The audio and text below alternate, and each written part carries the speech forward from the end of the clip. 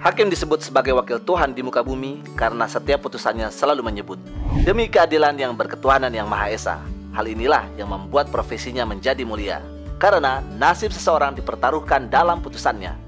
Namun faktanya, hakim juga manusia yang tak luput dari godaan, hingga tak jarang banyak yang tergelincir, terjerumus, serta memutus dengan tidak adil yang mengakibatkan terampasnya hak seseorang.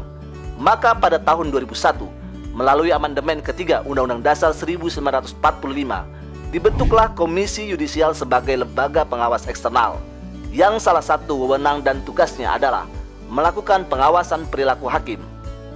Peradilan bersih bukanlah mimpi, tapi tindakan.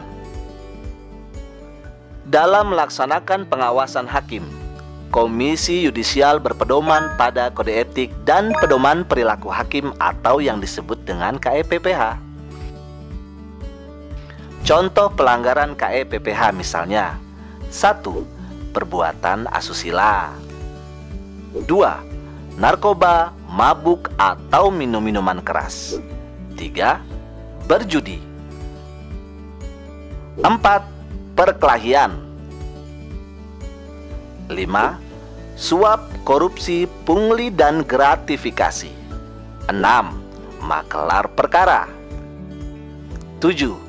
Poligami tanpa sepengetahuan istri. 8. Intervensi dalam menangani perkara. 9. Konflik kepentingan dalam penanganan perkara. 10. Mengomentari putusan. Dan 11. Komunikasi serta bertemu pihak. Itulah contoh pelanggaran perilaku hakim yang dapat dilaporkan ke Komisi Yudisial. Apabila kita mengetahuinya, segera laporkan dan jadilah pelopor untuk peradilan bersih. Dalam melakukan pengawasan hakim, Komisi Yudisial melakukan penerimaan laporan masyarakat. Caranya, bisa datang langsung ke kantor Komisi Yudisial atau kantor penghubung Komisi Yudisial di 12 wilayah di Indonesia. Atau bisa juga via online di www.pelaporan.komisiyudisial.go.id.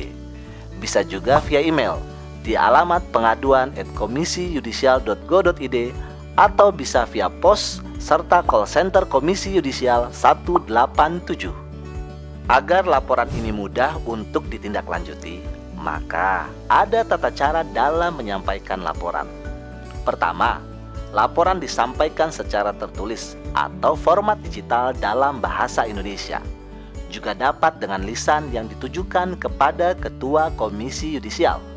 Kedua, surat laporan wajib menyebutkan identitas pelapor dengan melampirkan fotokopi identitas, surat kuasa khusus melapor ke Komisi Yudisial apabila pelapor memberikan kuasa kepada pihak lain. Ketiga, laporan menguraikan dengan jelas dugaan pelanggaran kode etik yang dilakukan oleh hakim. Keempat, harus ada lampiran bukti dan data pendukung seperti rekaman video, audio, foto, surat pernyataan saksi, dan lain-lain. Kelima, jika laporan terkait dengan putusan perkara, maka pelapor melampirkan fotokopi putusan atau penetapan. Lalu bagaimana alur penanganan laporan masyarakat di Komisi Yudisial? Nah, secara sederhana, terdapat 3 tahapan alur penanganan laporan masyarakat, yaitu penanganan pendahuluan, penanganan lanjutan, dan sidang pleno. Pada penanganan pendahuluan ini, laporan yang diterima kemudian diverifikasi terlebih dahulu.